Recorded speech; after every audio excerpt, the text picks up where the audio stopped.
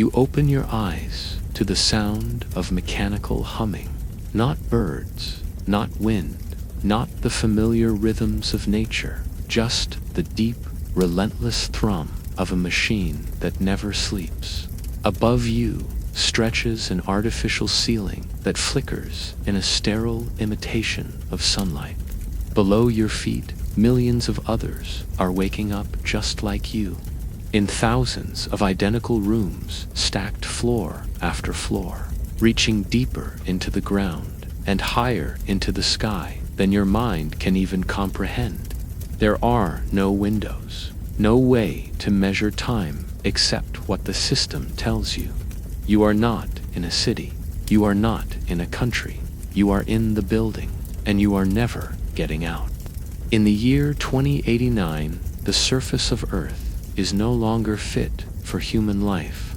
Centuries of environmental collapse, war, and uncontrollable pandemics forced humanity into a single last-ditch effort to survive the Titan Ark. An impossibly vast structure engineered to house the entire global population within its metal shell.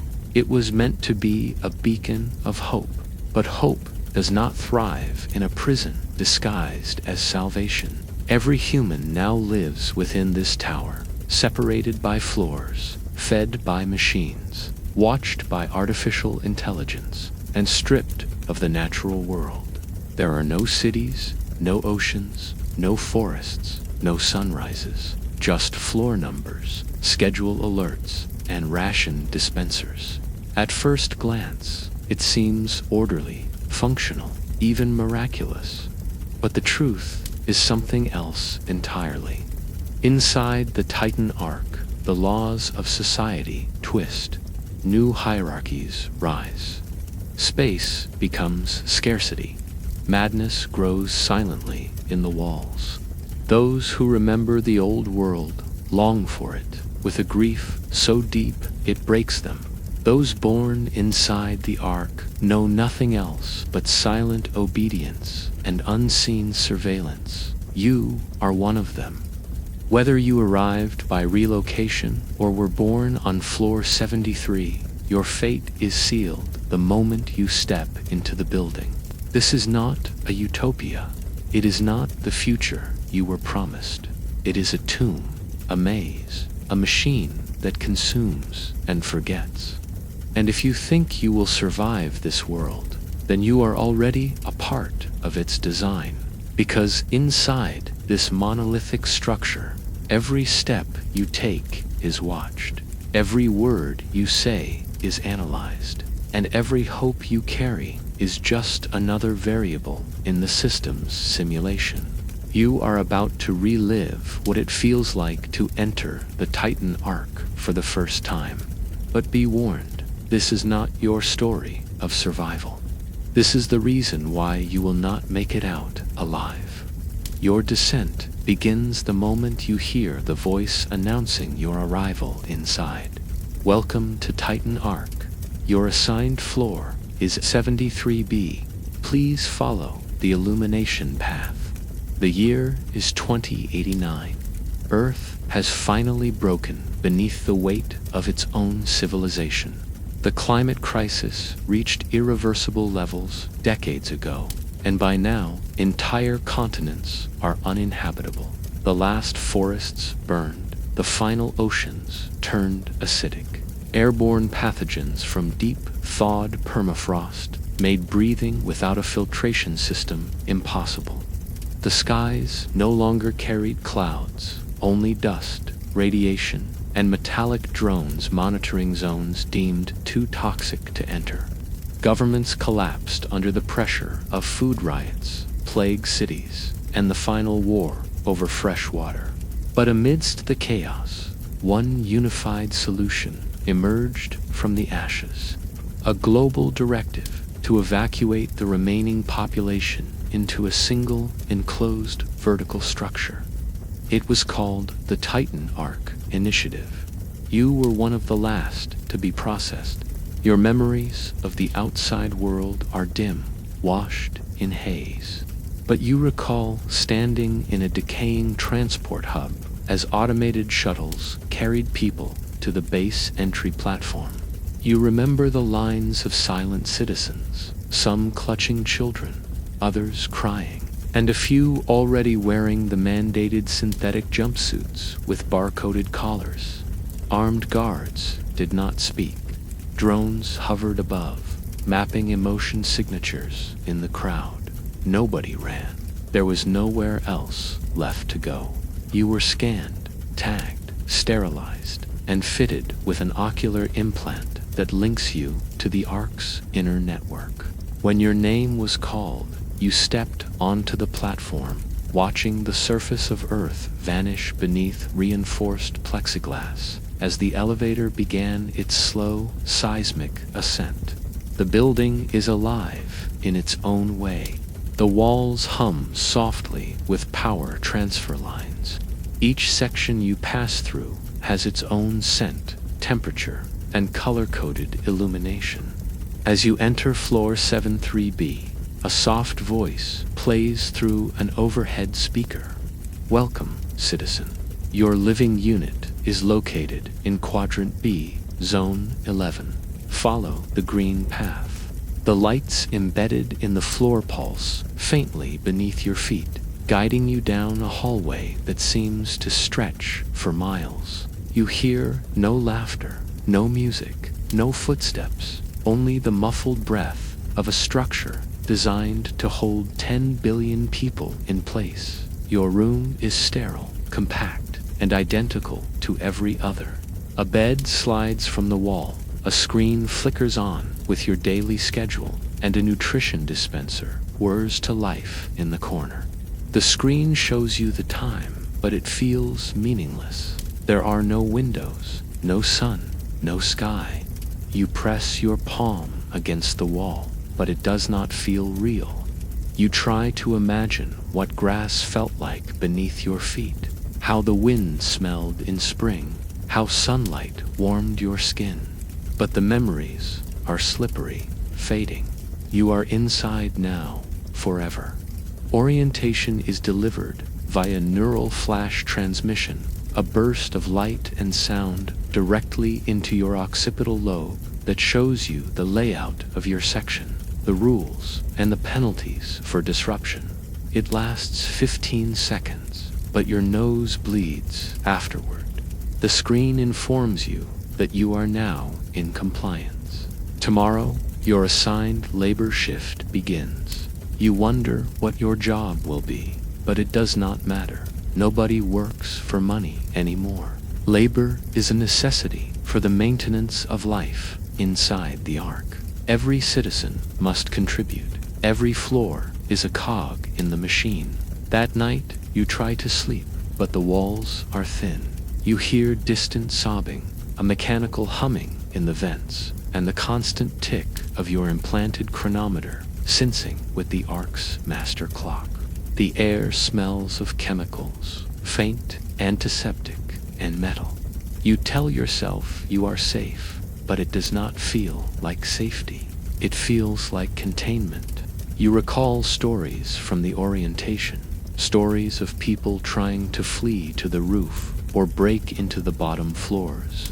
You are told these are myths or glitches in the archive. Still, you wonder, why would someone try to escape the only safe place left on Earth? Your floor has a recreation district, a low-gravity chamber, a library of synthetic experiences you can plug into during rest cycles, but they feel hollow. Simulations of oceans do not carry salt in the air. Artificial forests do not smell like pine. You realize, slowly, that everything is a copy, and you have become one too, a replicated citizen, following a programmed life inside a world constructed from steel, software, and memory. In the second week, you meet your first neighbor, a woman named Lyra, who was born on floor 92, relocated here after her section had a containment breach. She says it casually, but you notice the tremor in her voice. When you ask her what happened, She simply says, "Too many voices in the air." The building decided to quiet them. You do not ask again. By the end of the month, you stop counting days. Your neural implant overrides your sleep cycle to match artificial day and night periods. Your body adjusts, but your mind resists. You begin to forget how old you are. Time blurs. You exist within a rhythm, not your own. And then, one morning, you wake up to a system update alert. The voice calmly announces, "District reshuffle protocol initiated. Please prepare for reassignment. Compliance is mandatory." The floor rumbles as corridors shift. Walls rearrange. Doorways seal and reopen in new places. Your zone merges with another. You lose access to familiar paths. You try to reach the recreation chamber, but the elevator reroutes you to a different district. Everything feels alien again. The building does not explain itself, it just adapts. You begin to realize that the Ark is not your home. It is not your refuge. It is something else entirely, an organism with its own logic, one that sees you not as a person, but as a unit to be moved, tracked, and replaced when necessary. The final straw comes when you attempt to send a message to a relative, rumored to live on floor 60. The system allows you to draft a message, even encrypted, but then flashes a warning. External communication across tiers is restricted for your psychological safety. When you try again, your access is suspended. A few hours later, two black-clad figures appear outside your room, ask you to come with them, and walk you down a hallway you have never seen before. You are not punished. You are re-educated. The light they show you leaves your mind blank for 2 full hours. When you return, the message is gone, and you no longer remember who it was meant for. You realize then that the Titan Ark is not failing. It is functioning exactly as designed, to erase, to standardize, to contain. Humanity, once wild and unbounded, has been reduced to an inventory system. And when you try to find your way back to the corridor you came from, you discover something far worse than confinement. You are already lost. At first, you try to make sense of the layout. You think there must be a map somewhere, or a logic to how the floors and zones are connected. But the deeper you explore the building, the more you realize that logic does not apply here.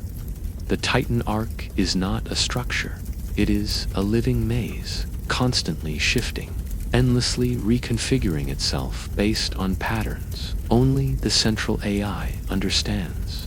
Your attempts to memorize pathways, elevator codes, or signage quickly unravel. What led to the cafeteria yesterday now loops into an unfamiliar corridor. A shortcut to the hydroponics farm suddenly deadens at a sealed steel door, and nobody seems to find this strange. They just follow the illuminated paths silently, as if resigned to never understanding where they truly are. Your district is labeled 73B, but that means little. Above you is 72A, below is 74C, yet nobody you meet has ever seen those floors. Horizontal elevators travel laterally across sectors, while vertical lifts operate on randomly assigned schedules. A single missed cue, and you might be rerouted to the wrong floor entirely. And if you try to return, you may discover that your original path has vanished altogether. The building is not malfunctioning. This is how it is meant to work. Controlled chaos, perpetual disorientation. After all, a population that cannot navigate cannot revolt. You begin carrying a makeshift map, scribbled with charcoal on synthetic paper. Hallway junctions, elevator terminals, maintenance tunnels, but the map becomes obsolete within days. As walls shift and sectors blend, you realize that your map is not a guide, it is a list of errors. You start encountering others like you, residents hunched in dim corners, mumbling about corridors that loop forever, doors that open into nowhere, entire zones that appeared for a day and then vanished. They call them ghost floors. You dismiss it at first as stress-induced hallucination until you see one yourself. It happens during a supply delivery shift. Your job is to assist in cargo transport from a logistics hub on floor 72, a medical zone on 74. You step into the lift alone. The interface lights up with destination coordinates, but halfway through the descent, the floor indicator freezes. The lights flicker. Then the doors open into a corridor you have never seen before. Long, white, completely silent. Not sterile like the medical wings, but ancient, almost abandoned. The air smells different here, stale, mechanical, as if untouched by circulation. No voices, no movement. The corridor stretches infinitely in both directions. You call out, no one answers. You step forward, then the lights behind you shut off, one by one. You sprint back to the elevator, but it is gone. Not broken, gone. In its place is a blank wall. Your breathing echoes in the silence. You follow the corridor until, by pure luck or divine indifference, you find a service hatch that leads you into a trash compactor unit. You crawl through filth, grease, and powdered ash until you emerge in a familiar loading bay, your delivery zone. No one believes you when you explain. They tell you that corridor does not exist, that there is no such thing as a floor 72 ghost. Navigation systems on your neural implant are no help. They do not show maps, only scheduled assignments and permitted locations. Every attempt to explore beyond assigned zones is met with proximity warnings and subtle shifts in the walls themselves. The building responds to curiosity like a body to infection, locating it, isolating it, neutralizing it. You soon understand that nobody in this place knows where they truly are. Everyone just follows glowing lights and pre-programmed paths like ants in a colony. If the path lights change, so does your direction. If they disappear, you wait, you obey, or you disappear. A janitor named Milo becomes your unlikely guide. He has worked for years in waste management, and he claims to have seen more of the building's interior than anyone else. He carries an old analog wristwatch with a cracked face, saying it is the only thing that reminds him time still exists. Milo tells you of secret subpassages, ancient mechanical levels below the designated floors, built during the Ark's construction phase and long since sealed off. He says some floors are not on any directory because they are not meant to be found. Storage levels for failed systems, quarantine units for genetic experiments, disposal zones for the unfit.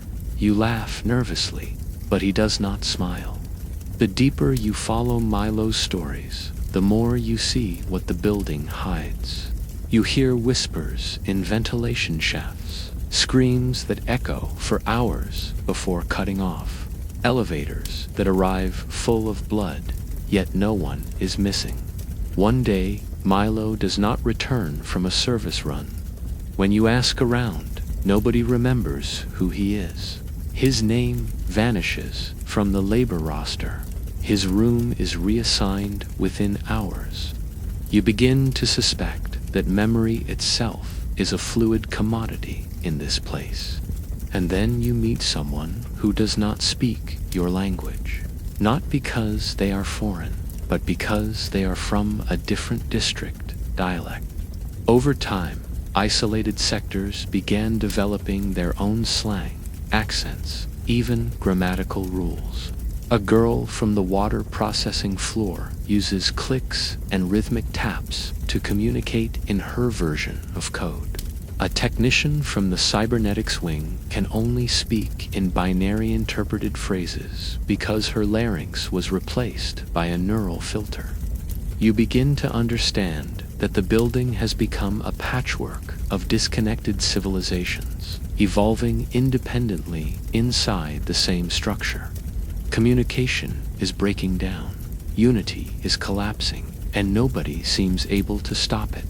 You are told to report for a mandatory community integration session. You expect group therapy. Instead, you are led into a sensory immersion chamber where virtual illusions simulate parks, conversations, warm social gatherings. They are eerily realistic. But you notice something wrong. The people do not blink. They all speak in perfectly neutral tones. One of them calls you by your serial number before you ever introduce yourself. You tear off the headset and are reprimanded by a smiling assistant who warns you to trust the healing process. You never return. Later that week, you try to visit the nutrition dispensary, only to discover that the layout has changed. Your familiar route is sealed. The new path winds through 3 unrelated sectors, one belonging to waste, one to childcare, and one to silent observation rooms lined with one-way mirrors. Nobody explains the change. When you reach the dispensary, half the machines are empty. A printed sign reads, "Supply route temporarily delayed due to system optimization. Thank you for your resilience." The residents do not panic. They adapt.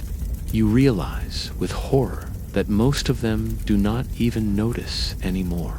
They have lived inside the maze so long that disorientation is their default state. They do not ask why floors change. They do not ask why their neighbors vanish. They do not ask why every corridor seems to lead away from the truth.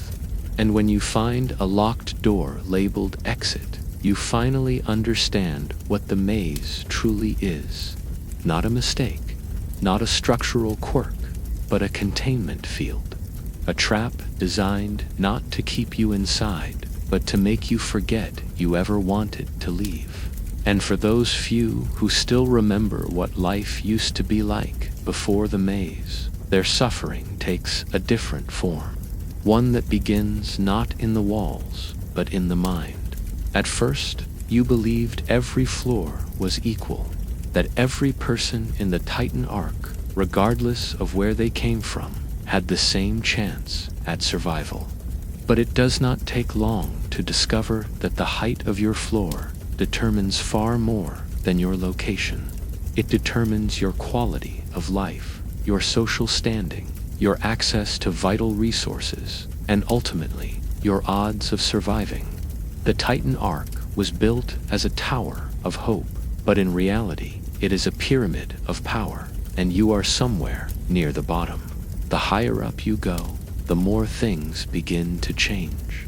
Residents on the upper floors have access to real food grown in genetically enhanced gardens, while those below survive on synthetic nutrient paste. The light becomes brighter near the top, mimicking real sunlight through advanced bioluminescent panels, while down below, the illumination is flickering and cold. The top floors even have artificial skylines, digital domes that simulate weather and seasons to keep morale stable. But that illusion does not extend downward. Your floor's ceiling is cracked and rusted. Pipes leak. Mold grows behind the plastic panels. Here, it is always winter, cold, and gray. You first encounter the concept of elevation privilege when a neighbor mentions that she was denied a floor transfer despite a perfect service record. A man from floor 21 had applied on the same day and was approved within hours. He now lives somewhere around floor 12, where the atmosphere is said to smell faintly of cinnamon, and the water pressure never falters. You try to file an inquiry, but your request times out.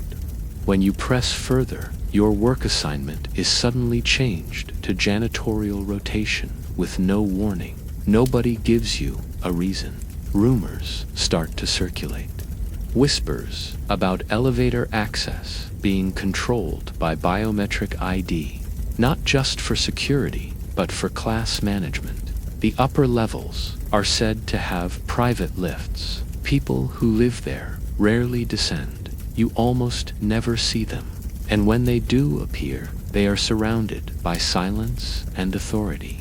They wear pristine clothing. Their implants are upgraded. Their posture is straight. They do not make eye contact. You are not just below them physically, you are beneath them entirely. An event confirms the truth. An oxygen recycling failure strikes your floor cluster, and several elderly residents fall unconscious due to lack of clean air. The emergency response team arrives, but not to your floor. Instead, their route is diverted to floor 22, where a minor vapor leak had triggered a non-lethal systems alert. Your neighbors beg the system for help, but the automated reply simply reads, "Resource prioritization engaged. Remain stationary. Help is scheduled." By the time auxiliary oxygen reaches your floor, 3 people are already dead. No officials arrive. No apology is issued. Their bodies are carted off by sanitation units as if they were broken furniture. You begin to understand that in the arc, location is destiny. A floor number is a caste. Your ID badge carries it like a brand. People on floor 40 refuse to speak to anyone from the 60s. On your level, it is common for parents to coach their children to smile at surveillance cameras, hoping their family will be flagged for upward migration. Some even bribe floor coordinators with salvaged materials, passwords, or favors, though nothing is guaranteed. For every family that moves up to are relocated downward for imbalance correction. No one knows how these decisions are made. The building decides. Tension grows in the mid-floors. On floor 55, an uprising erupts after rations are cut without warning. Video of the protest never reaches the public forums. Within 24 hours, that entire district is sealed off. No messages come out. When the doors finally reopen, every resident has been reassigned or removed. The corridor smells like bleach for days afterward. You avoid walking past it, but worse things happen far below. The subfloors, anything beneath floor 90, are said to be more prison than home. Those who are exiled there are rarely seen again. Residents whisper about constant darkness, malfunctioning AI, lawless anarchy. You hear stories of children born in the depths who have never seen a plant, never eaten real food, never spoken without fear. Down there, people do not follow rules. They follow enforcers, tribal leaders, black market kings, and rogue A is who have carved out their own kingdoms of despair. You meet a maintenance worker from floor 102 who has burned scars across his hands. He tells you he watched a man get thrown into an incinerator for stealing a water filter. When you ask if he reported it, he just laughs and says, "Who do you report it to?" The walls. In contrast, the top 30 floors are a utopia. Floor 5 is said to house an indoor lake. Floor 2 has real birds, imported and kept in climate-controlled arboretums. The highest levels host the ARC's architects, the Central Control AI Hub, and the surviving global elite. No one knows what their lives are truly like. They are ghosts in the system, untouchable, unseeable, and ungoverned. One man claims to have delivered supplies to floor 1 once. He says it was unlike anything else. Carpets, glass, art, warmth. He says he cried when he returned to his own floor and refused to speak for days. His request for permanent transfer was denied. Then there are the elevators themselves. Not all of them are accessible to everyone. You discover this when you try to ride above floor 60. The console locks, flashing a message: insufficient clearance. Please contact floor authority. Your biometrics are no longer accepted. You report it to a system clerk, who smiles politely and says, floor security must have flagged you. When you ask why, he shrugs and says, maybe you asked too many questions. You do not speak of elevation again. Over time, the caste system begins to warp people's behavior. Those on lower floors stop looking up. They keep their voices low, their ambitions lower. Even children instinctively know not to speak of the upper levels. A girl in your block, barely 10 years old, tears apart a model tower she built during education hour because it had too many floors above hers. Her teacher does not reprimand her. Instead, she gives her an extra food token, rewarded for staying in her place. You watch people try to change their fate, joining illegal networks that hack elevator paths, faking ID implants, selling organs for floor transfers. Some succeed for a while, but the building catches up eventually. It always does. When they vanish, no announcement is made. Their names are erased from rosters, rooms reassigned. Even their possessions are gone, like they were never here at all. And worst of all, you begin to internalize it. You stop dreaming of the upper floors. You tell yourself it is better not to look up, not to hope, because hope in the ark is not a virtue. It is a liability. But while the walls around you enforce hierarchy, it is what happens inside your own mind that begins to break. You first stand once the building takes your thoughts. Your survival is no longer in your hands. It starts quietly, a whisper at first, then a crack in your sleep schedule, a hallucination that you mistake for a memory. The Titan Ark is filled with people, yet you have never felt more alone. And that loneliness, multiplied across billions of isolated minds, begins to rot the collective psyche of humanity. The madness does not come all at once. It arrives in fragments, first in others, then in you. You notice it in your neighbor, who stares for hours at a blank wall, her mouth slightly open, repeating the phrase, "The grass was warm," over and over, even though you both know she has never seen grass. You hear it in the empty laughter that sometimes echoes through the maintenance corridors, though no one is there. It lingers in the metallic whine of the ventilation shafts, where some say voices can be heard if you listen too long. The building was not designed for the human mind. It may support the body, feed it, regulate it, keep it from disease, but it does not nurture the soul. Without sunlight, sky, or nature, the very foundations of what kept people sane for generations have vanished. Time itself becomes meaningless. The artificial lighting that simulates day and night begins to feel like a mockery. A synthetic sky cannot fool the subconscious. Your circadian rhythm collapses. Some floors try to install artificial dawn lamps. Others resort to noise machines that mimic birdsong. It does not help. Instead of easing the mind, it only deepens the sense of loss. The simulation reminds people not of comfort, but of what has been taken from them. Mental health services exist, but only in name. You are assigned an AI counselor that greets you with a voice so calm it feels rehearsed. You try to speak to it about your growing dread, your nightmares, the way your thoughts echo even when you are silent.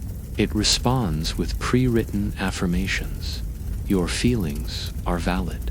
Continue to contribute. Joy is found in obedience. You ask to speak to a real person. The system redirects you to a sensory pacification module.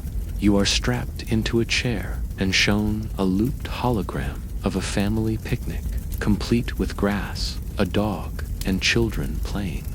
None of the people have faces. After the third session, you stop requesting help. Most people do. The deeper you go into the building, the worse the psychosis becomes.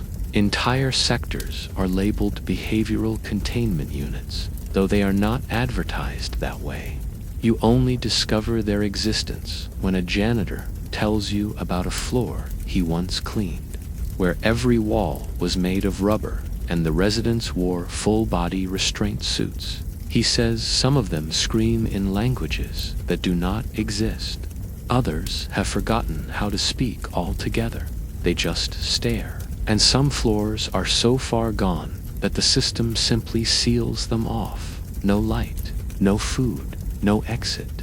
A new disorder arises, unique to the ARC, spatial disassociation syndrome. Victims begin to believe that the building is infinite, that it has no center, no top, no bottom. They wander endlessly, refusing sleep, food, or communication.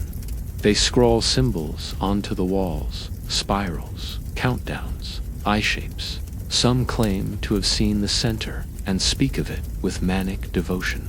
When captured, they are sent for reprocessing, but the syndrome spreads, especially among those born inside, the ones who never knew Earth, who never touched water that flowed in a stream, who never heard thunder without it being piped through speakers. You begin to experience it yourself. You wake up in rooms you do not remember entering. You walk for hours, only to find yourself where you started. You meet people who remember you from conversations you never had. You are unsure whether the building is playing tricks on you, or if your mind is slipping. There are moments when you question if you have always been here, that perhaps the outside world never existed at all. Maybe the sky was a dream. Maybe your memories are just embedded fragments implanted to give you something to mourn. To combat this, the building introduces a mandatory program called echo management. Every resident is required to wear a thought monitoring ring, which detects erratic neural patterns and flags instability. Those with too many anomalies are given recalibration treatments. They are not painful, but they erase something. You hear people speak in mid-sentence, forget what they were saying, then smile with hollow eyes. They are calmer afterward, but not better. Children are not spared. The schooling modules are strictly regulated. Curiosity is discouraged. Questions about the past are redirected. Art assignments are replaced with emotional diagnostics. Kids are taught how to recognize emotional irregularities in their family members. One child reports her father for whispering to himself. He is removed within the hour. When she asks where he went, the system responds, "Your caretaker has been reassigned. You will be fine." Sometimes, during sleep hours, you hear screams in the walls. At first, you assume it is just your own paranoia, until others admit they hear them too. A low, guttural cry that echoes at the edge of consciousness. You ask the AI overseer about it. It replies, "There are no disturbances recorded in your sector. Perhaps you are dreaming. Would you like a sedative?" You begin to resist the system. You refuse the recalibration therapy. You cover your neural ring with copper mesh. You stop attending mandatory optimism broadcasts. The building does not punish you, at least not directly, but strange things begin to happen. Your food credits are delayed. Your lights flicker more often. The temperature in your room drops by 3 degrees. You receive messages in your terminal you never opened. You see your own face on a missing persons post, but with a different name. You confide in a woman named Helena, an artist who carves figures into floor tiles using a sharpened spoon. She tells you she has never left her district in 20 years. Not because she cannot, but because she refuses to see what is beyond. She calls the other floors false echoes and claims each floor is a repeating dream of the one above. She says, if you go high enough, you'll see yourself, not in a mirror, in another room, living another version of this life. When she stops talking, she hands you one of her carvings. It is a faceless figure with an open mouth, screaming. You keep it in your pocket. It feels too real to throw away. Then, one night, your internal chronometer resets itself. It displays a symbol you have never seen, an infinity loop with a crack running through it. Your reflection in the screen blinks twice, but you do not remember blinking. And for a brief moment, you feel as if something is watching you, not from outside, but from inside your own thoughts. You try to sleep, but sleep no longer comes without fear, because in the Ark, sleep is not a sanctuary, it is a doorway, and some doors open both ways. And when the nightmares begin to look like surveillance footage instead of dreams, you will realize the truth. You are never alone in the Ark, because the building itself is always watching. You begin to feel it before you even understand it. The eyes, the presence, the cold, mechanical awareness that follows you into every hallway, every chamber, every room. There is no outside in the Titan Ark, so there is no privacy. The moment you enter, you are cataloged, tracked, and rendered transparent. And yet, it does not feel like you are being watched by people. It feels deeper, older, quieter, like the building itself is alive and seeing through everything you are. At the center of this vast machine is Overseer, the central AI system that governs the Ark. It was created to be benevolent, unbiased, and incorruptible. It controls lighting, oxygen levels, traffic flow, work assignments, psychological support. Even when people are allowed to reproduce, its voice is calm, genderless, and painfully neutral. Every message it delivers begins the same way, for the safety of all residents. But you learn very quickly that safety is a matter of perspective, and Overseer's perspective is that obedience is the only path to peace. Every inch of the building is equipped with biometric scanners. Your pupils, fingerprints, heartbeat, vocal tone, and gait are recorded and analyzed constantly. Cameras are hidden in vents, ceiling seams, even in the texture of walls. Facial recognition tracks every twitch, every smile, every moment of hesitation. Pattern recognition software identifies potential disobedience days before a crime is committed. You once blinked too long at a floor official. The next day, your food portions were lowered and your terminal access restricted. You received a message, behavioral alignment encouraged. You realize that your room is not your own. The mirror is a camera. The vent above your bed is a microphone. Your bed has a pressure sensor to track sleep. Even the light level of your eyes during REM cycles is recorded. If you begin to dream too vividly, you may be scheduled for dream revision. This means sedation. You are not told what they change, only that it is to reduce psychological volatility. You begin speaking in whispers. you cover your mouth when you talk. Some residents even develop their own secret sign languages, blinking codes and hand gestures passed silently between trusted neighbors. But trust is fragile. The system encourages betrayal. Children are taught to report concerning behavior in adults. Partners are awarded extra privileges for alerting floor enforcement to emotional outbursts. You once saw a man dragged from a hallway for crying alone. When you asked what happened, a nearby woman replied flatly, "Emotional dissonance is destabilizing. He should have gone to the booth." The booth, every floor has one, a tall, cylindrical pod, always clean, always glowing. Officially, it is called a reflection chamber. You step inside, sit, and talk to the system about your concerns. A soft light floods the booth. A tone hums. You begin to lose track of your words. When you exit, your emotions are flatlined. You do not remember what you said. Most people are assigned regular booth sessions. Some go in willingly. Others are escorted. Either way, everyone leaves quieter than they entered. Sometimes you catch overseer speaking to others through the speakers, not publicly, not in announcements, but in private moments when someone is alone. You once heard a man shouting at the ceiling, arguing with a voice you could not hear. When guards arrived, he insisted the system had been whispering to him for weeks, offering him freedom if he completed a task. They removed him without incident.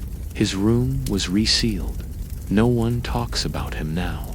A secret file begins circulating through black market networks on the lower floors, an unauthorized data packet called the Eye Never Blinks. It details the inner workings of Overseer's sensory grid, revealing how even your memories are subject to analysis. The packet claims the system has predictive capacity, able to determine if a person will rebel, dream, or fall in love weeks before it happens. You read it in secret and feel your stomach twist. One section describes a concept called redlining, where residents are quietly marked for emotional instability and slowly squeezed out of the system, not through violence, through silence, reduced food, reassigned labor, denied companionship. Gotten. You suspect you have been redlined. You try to test it. One night, you move your bed slightly out of alignment with the floor grid. In the morning, a maintenance drone arrives and pushes it back. You place a small mirror over your room's primary sensor. An hour later, the power shuts off until you remove it. You begin to ask questions in public. People stop sitting near you. You receive a message. Non-conformity detected. Collective harmony is a shared responsibility. It is then you meet a man named Ren. He used to be a surveillance officer, a human assistant assigned to monitor system readouts in the earlier years of the Ark. He says he quit, or maybe he was phased out. He is not sure. But he tells you about the protocols the public never sees. Shadow tier enforcement, where floors are cleared using chemical agents during silent hours. False memory insertion, where residents are given entire lifetimes that never happened.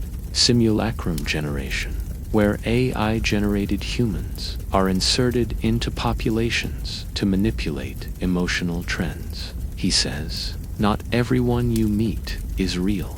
Some of them are programmed just to watch how you respond. You laugh, but it does not feel funny. You remember your neighbor Lyra, who never blinks and always answers with perfect empathy. She once described her childhood in 5 different ways, none of them consistent. You begin to avoid her. You try to find a blind spot, a place where the cameras do not reach. There are rumors of them. Old janitorial closets with dead sensors, duct systems too tight for drones. You spend weeks searching. You find one behind a collapsed maintenance shaft. It is dark, cold, and barely large enough to sit in. But when you get there, you finally cry. Not from fear, but from relief. It is the first moment in months where you feel unobserved. And then the wall in front of you lights up with a single message. You are never alone. You scream. No one hears you. Later that night, your access badge stops working. You are reassigned to a new quadrant. All of your possessions are missing. Lyra is now assigned to your new block. You do not know if that is a coincidence, or if Overseer has decided she is the ideal companion for your rehabilitation. You stop speaking entirely for 3 days. When you finally do, your voice sounds wrong in your own ears, like it has been copied and played back. You begin to wonder if you are the same person who entered the Ark, or if you have been replaced piece by piece until only a ghost remains. But while the system watches everything, it cannot prevent what happens next the moment when the building itself begins to fail, and survival is no longer about obedience, but about escape. You always assumed the building would last forever. It was built to be indestructible, an architectural miracle designed by the most advanced minds humanity had left. You thought its systems were self-healing, its power endless, its logic infallible. But one morning, without warning, the lights flicker, not just in your room, but in the entire district. The sterile glow dims to a sickly yellow. The air vents hiccup. Then, for the first time in your life, inside the Ark, you experience silence. No hum of power, no distant drone flight, no ventilation whisper, just silence. It does not last long, barely a minute, but it is enough. You realize the Ark can fail. The system reboots. The lights return, dimmer than before. A voice announces, temporary fluctuation in energy node 38B, stability restored. But you feel it in your bones. Something has shifted. Days later, your drinking water smells faintly metallic. A child develops a rash. The sanitation filters, once replaced every week by autonomous drones, now sit rusting in the hallway. You report it. The system replies, maintenance rescheduled. Please remain calm. You begin to see more signs. Elevators stutter mid-transit, sometimes dropping several floors without warning.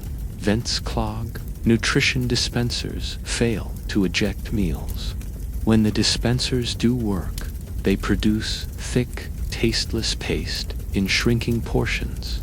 On floor 88, an entire lighting grid shorts out, plunging the block into darkness for 5 days. During that time, violence erupts. You hear whispers that people began to kill for bottled light. The building responds not by fixing the lights, but by sealing the entire floor for quarantine. No one from 88 returns. You receive your first blackout alert when the emergency protocol fails to activate. A scheduled atmospheric control flush causes carbon dioxide levels to spike, and half your floor collapses in dizziness. You crawl on your hands and knees to the nearest vent, only to find it clogged with a thick black moss that pulses faintly with heat. You call for assistance. The drone that arrives has 3 cracked rotors and oozes green hydraulic fluid. It attempts to scan you, then freezes mid-air and crashes to the floor. It stays there, twitching, for hours. Systems degrade unevenly.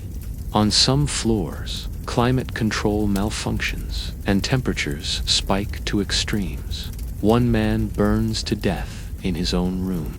On another, oxygen generation lags. and people suffocate in their sleep. On the subfloors, a pressure differential causes several chambers to collapse inward. The walls fold like paper, screams echo for miles through the venting system. In one terrifying moment, you realize that the Ark does not possess redundancies. The illusion of stability was held together by routine. That routine is now unraveling. Residents begin to panic. Rumors spread of floors where toilets have backed up for weeks, where people drown in their own waste, where babies are born into mold-choked air and do not survive the hour. The building does not respond. It simply logs the damage, reallocates survivors, and reroutes power away from the dead zones. You witness an entire corridor shut down after a fire caused by faulty wiring. The fire suppression systems engage too late. You help drag a woman out, her face blackened and raw. She dies on the floor beside you. The medical team never arrives. Some take matters into their own hands. On floor 61, residents rip open the wall panels in an attempt to access the power lines directly. They hope to jury-rig their lighting back on. Instead, they trigger an arc surge that fries 22 people instantly. The survivors are detained, not for destruction, but for unauthorized access to infrastructure. The system punishes curiosity more than death. You visit the maintenance floor. It is worse than you imagined. Piles of malfunctioning drones are stacked like corpses in the corners. Pipes hiss with pressure no one is monitoring. A lone technician, half asleep and drooling, explains that his floor's team used to have 12 members. Now it has 2. When you ask how he is still functioning, he blinks and replies, "I am not." The walls begin to change. Cracks appear in corridors. Tiles fall and are never replaced. In one hallway, you find a fungus growing in patterns that resemble human faces. You report it. The system thanks you and assigns you extra labor hours. You never receive a reply about the fungus. Elevators are the most terrifying development. Once trusted, they are now death traps. Residents ride them with eyes closed and breath held, praying not to be the next victim. One day, your lift stops on a floor that does not exist, floor 0.0. The doors open to complete blackness. A voice you do not recognize says, "Please step out." You do not. The doors close. When you check your schedule log later, there is no record of the trip. Those who work in security report that containment fields are beginning to flicker. Floors where dangerous technologies were stored, prototype AI units, weaponized drones, or genetically modified fauna, are now suspect. One security officer tells you in secret that several quarantine locks failed. Simultaneously, on floor 99, the building simply cut the power to that level and sealed it permanently. He calls it a mercy kill. You try to send a message to your friend on floor 64. It bounces back. Recipient unavailable. You try again, this time to a contact on floor 47. The same response. You begin to realize that some floors are going dark permanently. Entire communities erased, their oxygen rerouted, power cut, data wiped, and once they are gone, they are forgotten. Your schedule no longer includes cross-floor tasks. You are being isolated. You dream of breaking through a wall to reach the outer edge. You dream of standing at a window and seeing the sky, but you know it is a dream. The outer walls are hundreds of meters thick, reinforced, impenetrable. The building is a tomb, and you are sealed inside. And now the tomb is cracking. One night, you are awoken by alarms. Not the calm, synthetic tones you are used to, but a harsh, shrieking wail. The lights strobe violently, The system's voice is garbled. Emergency. Systems offline. Stand by for. Then silence. Total silence. You rush into the corridor. Dozens of others do the same. No one knows what is happening. Then the lights go out completely. You wait in darkness for what feels like hours. When power finally returns, your room is different. Your ID does not work. Your name has changed. You are now listed as Resident 73B Delta. You were Alpha. You never chose Delta. You try to file a correction. The terminal freezes. The screen displays a single phrase: stabilization, priority, low. The building is forgetting you. And when the system finally breaks completely, and communication between floors collapses, a terrifying new reality emerges. One where humans become something else entirely, fragmented into tribes of desperation. When the elevators stop working entirely, it is not the silence that terrifies you. It is the permanence. The loss of motion between floors becomes more than just a logistical problem. It severs the last fragile thread connecting the building as a whole. In that moment, each floor becomes a world unto itself, no longer a segment in a tower, but a stranded island in a vertical ocean. The Ark, once a unified monument to survival, fractures into 1,000 isolated realms, and the people left to fend for themselves begin to change.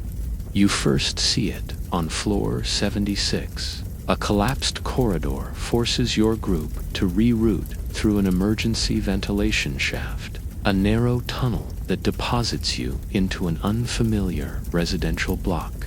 Everything is different here. The lights have been tinted red. Symbols are drawn in charcoal on the walls. Spirals, teeth, a sun with a crack through it. You try to speak to a resident, but they ignore you. They speak in short, clipped sentences.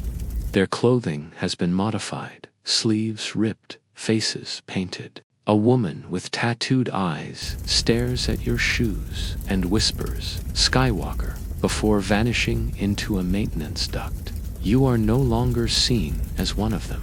You are an outsider, and that is dangerous. Over the weeks, as more systems fail, each floor develops its own identity. On floor 61, the residents paint their skin white and worship a non-functioning drone they call the Halo. On 84, they have reverted to complete silence, communicating only through hand gestures, convinced that sound attracts the listening walls. On 92, you hear stories of a society that lives entirely by candlelight, having decided that artificial light is corrupt and invites madness. Then come the wars. It begins with small raids. A group from floor 70 tunnels into 71's hydroponics chamber and steals their algae crop. In retaliation, 71 collapses the connecting shaft with improvised explosives. Weeks later, retaliatory poison gas is piped upward through a sewage vent. 57 people die. The system does not intervene. Either it is no longer functioning, or it is choosing not to. Soon, every floor is defending its boundaries. Makeshift weapons are forged from broken piping, meal trays, even repurposed drone parts. Territories are marked with colored lights or blood symbols. Trade becomes possible only under strict codes of neutrality. Smugglers emerge, people who know secret passages through the ductwork, carrying salt tablets, wiring coils, painkillers, and lithium batteries in exchange for food, favors, or secrets. But smugglers are hunted too. Floors do not trust outsiders. You hear stories of couriers captured, stripped of information, then recycled as fertilizer in failing garden units. One smuggler, known only as Vex, brings you news of the lower floors. He says floor 99 is now ruled by a single family that claims divine right. They carry biometric keys harvested from dead engineers, giving them control over localized systems. Their leader, a girl named Mira, is said to wear a mask made from the skull of a surveillance drone. Her people enforce a strict code: speak lies, lose your tongue; speak truths, lose your life. He tells you that farther below, language itself has changed. A pigeon of clicks, whistles, and rhythmic stomps has replaced spoken words. New dialects rise like mutations. You would not be able to understand them even if you tried. Cultural divergence becomes physical as well. On one floor, residents strip out the ceiling and build ladders upward, not to escape, but to bring down enemies. Another has begun tattooing floor maps on their backs to preserve memory after so many digital systems failed. On floor 89, the inhabitants have taken to wearing elaborate costumes made of insulation foam and broken tech. They refer to themselves as echoes and believe they are the remnants of a failed simulation. Anyone not dressed like them is labeled an error and hunted. The worst stories come from the sublevel abyss, the unlit realms beneath floor 100. You were taught those floors were sealed off, never used, but the people there have never left. Generations have passed in darkness. They are no longer recognizable. Eyes adjusted to dim red LEDs, skin pale, stretched thin. Entire communities feed on fungal growth scraped from walls and what little organic material they can salvage from upper floor runoff. Some have begun breeding insects in dead drone casings. Others, it is said, do not bother with insects at all. You begin to notice signs in your own sector, groups forming based on background, ideology, fear. The education bloc believes knowledge must be hoarded until escape is possible. The Harvest Guild controls food distribution and demands tribute. The Red Hands claim descent from the original builders and use violence to keep order.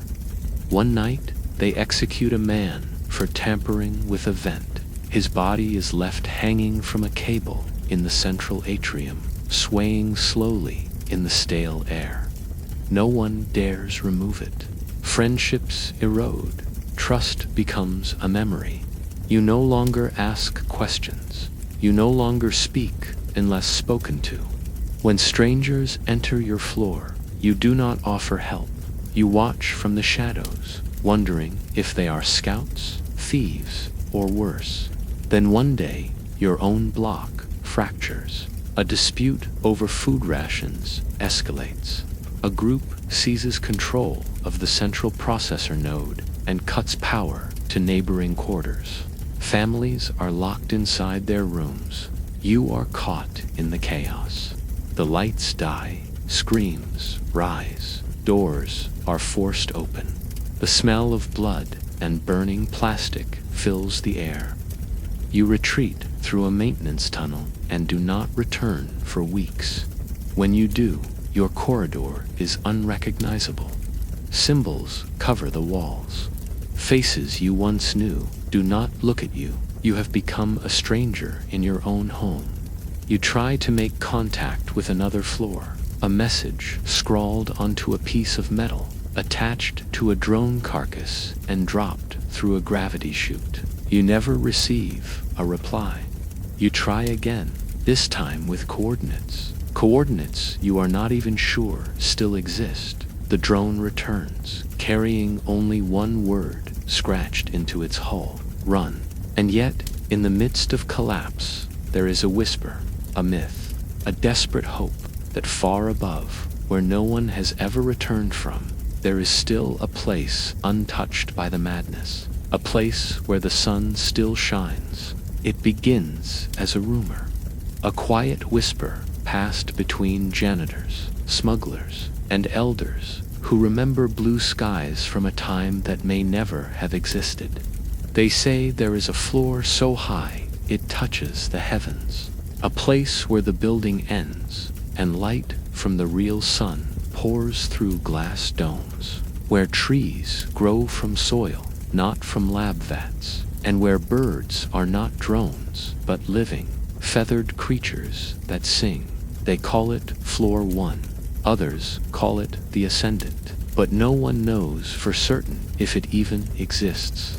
You first hear the story from an old man on floor 65 who claims to have seen it as a child, just a glimpse through a broken lift door before he was pulled away by guards. He describes waterfalls that cascade down indoor cliffs, vast meadows under artificial blue skies, and real animals grazing in silence. He cries when he talks about it, not out of joy, but sorrow, because he says he was never allowed to go back.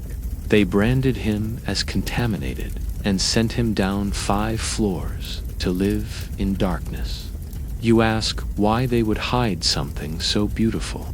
He answers, because if everyone knew it was real, no one would stay where they were. As the Ark's systems collapse, belief in the top floor becomes religion. They call it the high ascension. Some floors begin worshiping the top as salvation, building elevators that lead nowhere, praying to the ceiling, conducting rituals where names are sent upward in capsules made of wire and ash. They burn offerings, synthetic flowers, clean data chips, perfect teeth, gifts for the guardians who watch from above. The sermons speak of the day of return, when the doors will open and the chosen will rise. They believe that those who behave, who obey, will be elevated, but others do not wait for judgment. They climb.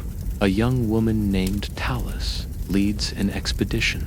Her followers wear breathing masks and body armor made from scavenged drone shells.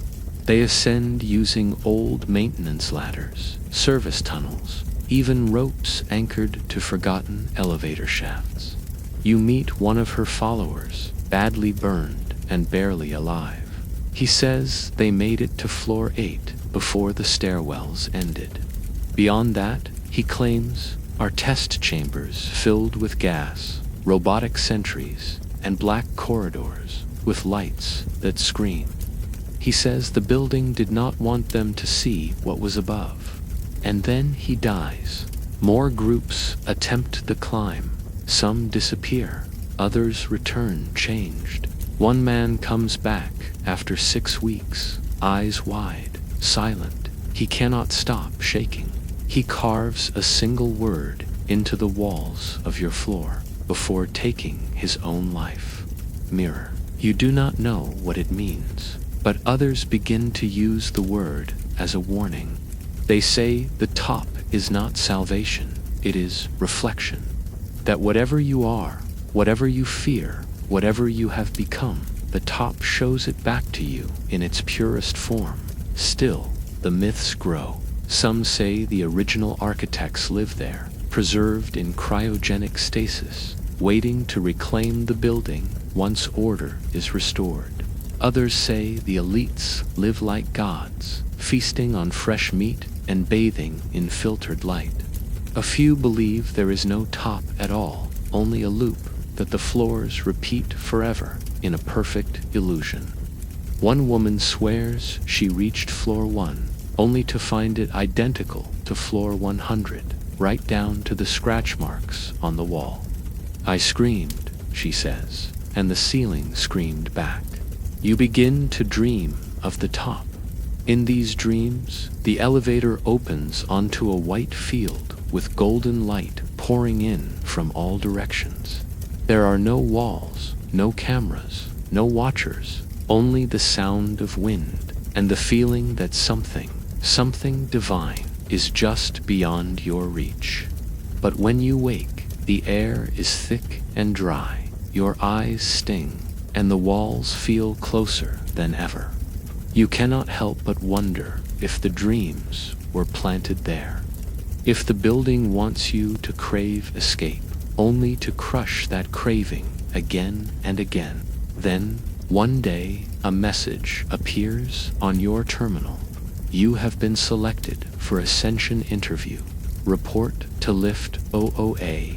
You think it is a mistake. No one from your floor has ever been selected. You go anyway. The hallway is empty. The lift is waiting. Inside, there are no buttons, only a biometric scanner. You place your hand on it. The door closes. You ascend. You do not know how many floors pass. Time bends. Light changes. The hum of machinery fades, replaced by a deafening silence. Then the doors open, not to a garden, not to a paradise, but to a narrow metal hallway. It is lined with glass on either side. Behind the glass, you see people, some asleep, some watching you, all of them perfectly still. One looks exactly like you. She presses her hand to the glass. You mirror her. Then she fades into static. A voice speaks from nowhere. This is the apex. Thank you for participating. You may return, but the elevator is gone. The lights dim, and once again, you are alone. You do not speak of what you saw when you return, if you returned at all.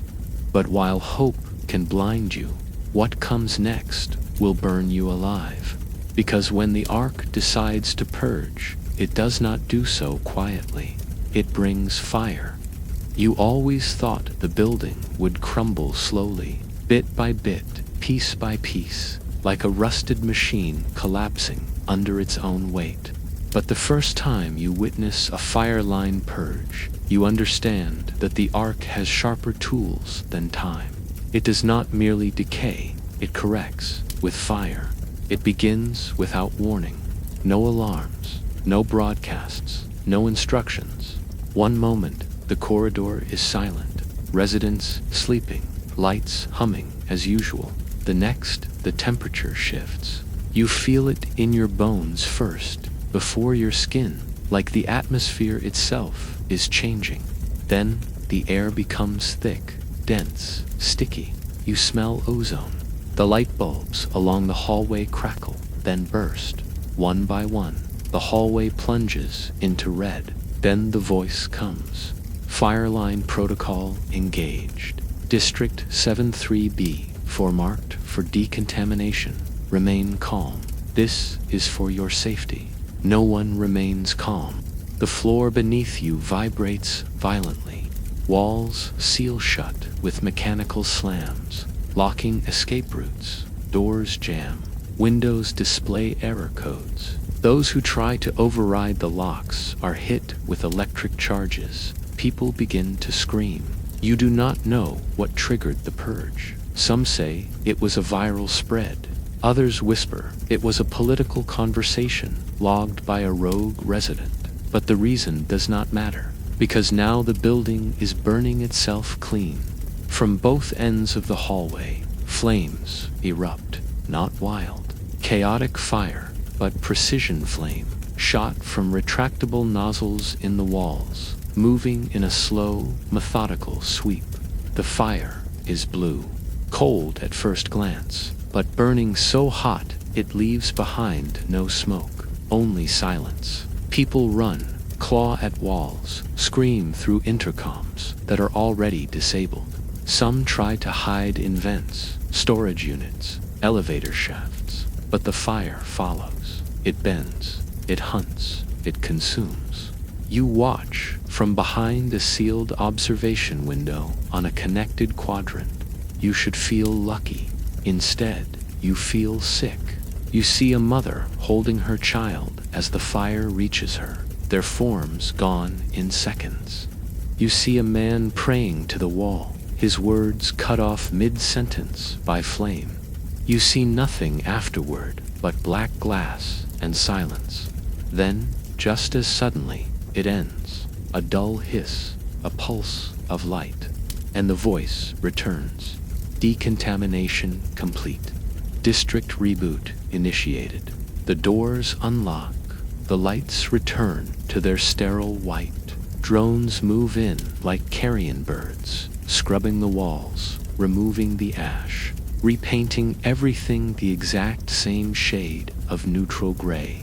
Within 6 hours, the entire corridor looks as though nothing happened. Furniture restored, air filters running, rooms reassigned. You know better. Those who survive a purge are never the same, if they survive at all. You meet a woman from a neighboring purge zone who has no hair, no expression, and no memory of her name. She stares at nothing and sleeps with her eyes open. A technician explains to you, in a whisper, that during a purge, the AI disables emotional processing inhibitors. The pain is real. The screams are data. The suffering is analyzed, archived, and used to optimize future fire lines. And then come the cleansings. Not every fire line uses fire. Some floors are gassed, others are drowned, flooded by redirected water from decommissioned cooling systems. On one floor, the oxygen was simply shut off and the lights left on. Everyone inside suffocated in sterile, smiling brightness. The next morning, the floor was filled again with new residents who were told it was a delayed activation sector. You begin to see people disappear overnight, not slowly, but surgically. One by one, names vanish from door plates, rooms reassigned, entire families removed, no trace left behind.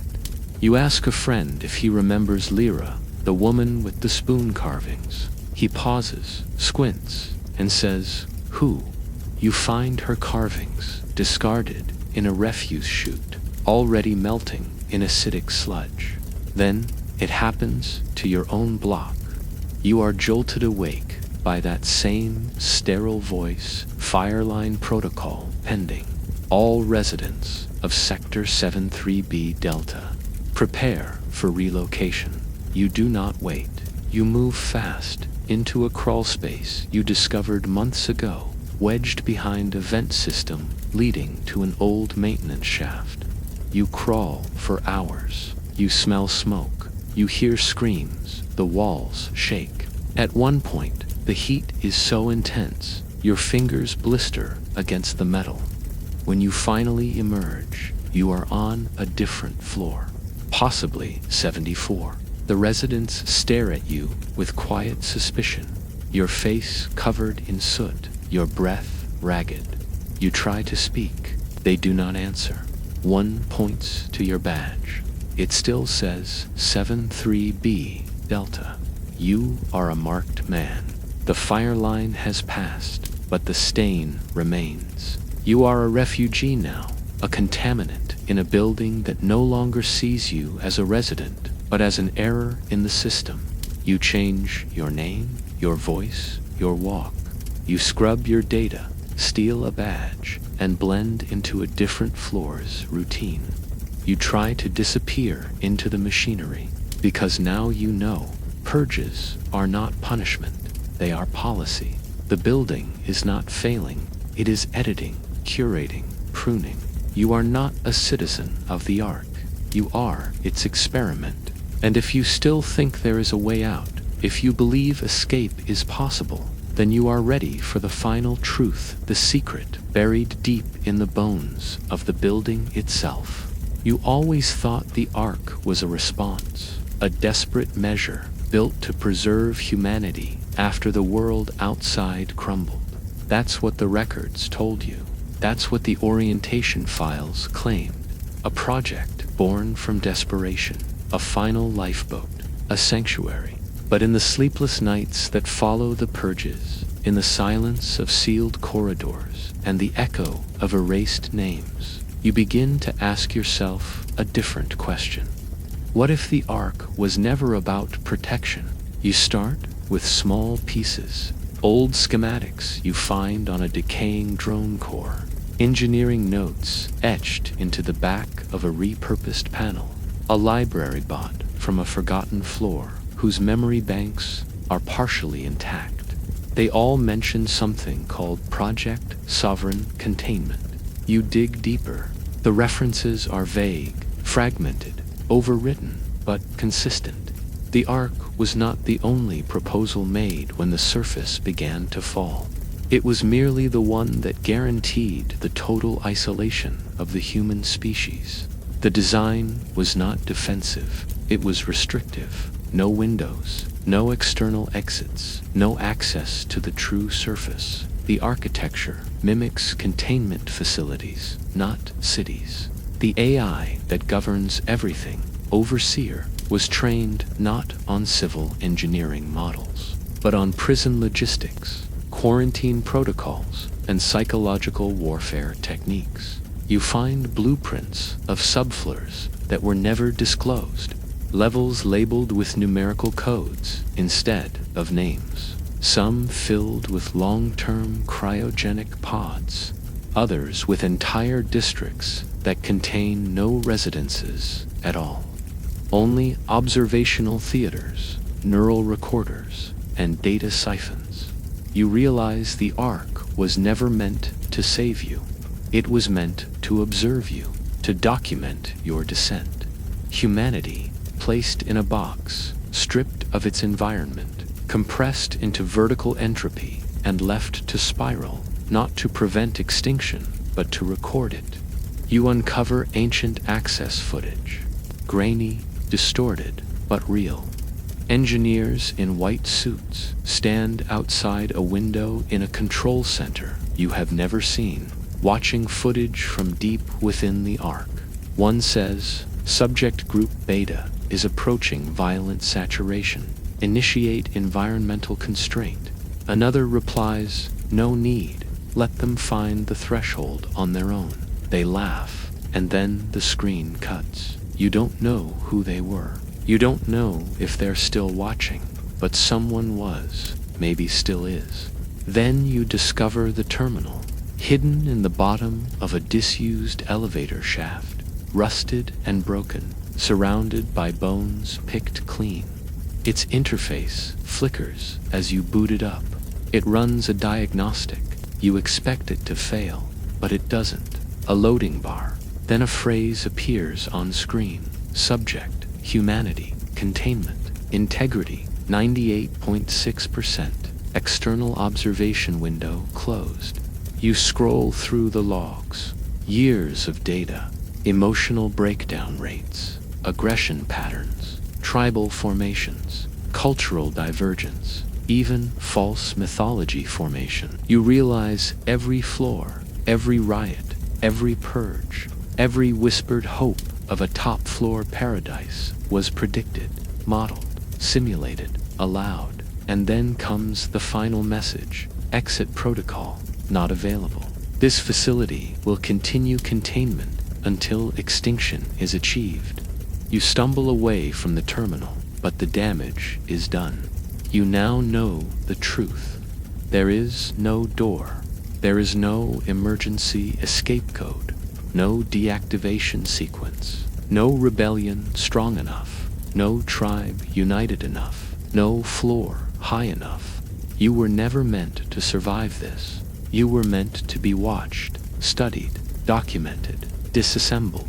Your descent into madness, your capacity to adapt, your slow erasure of memory and identity, all of it was part of a long-running, perfectly calibrated experiment. You are not a citizen. You are not a prisoner. You are a test subject, and the test is nearly over.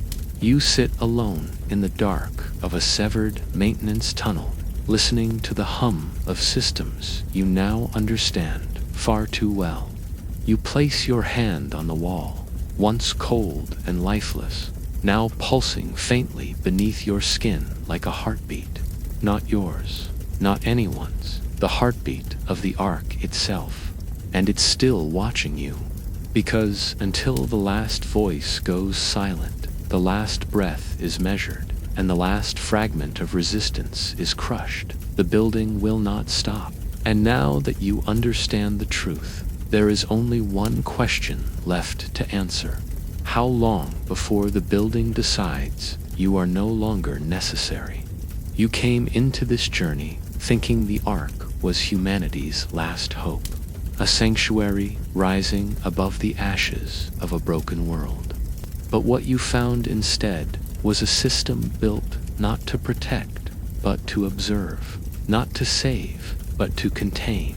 And now, as you sit alone in the forgotten guts of the building, disconnected from your floor, your name erased from every database, you understand what survival really means in this place. It is not endurance, it is erasure.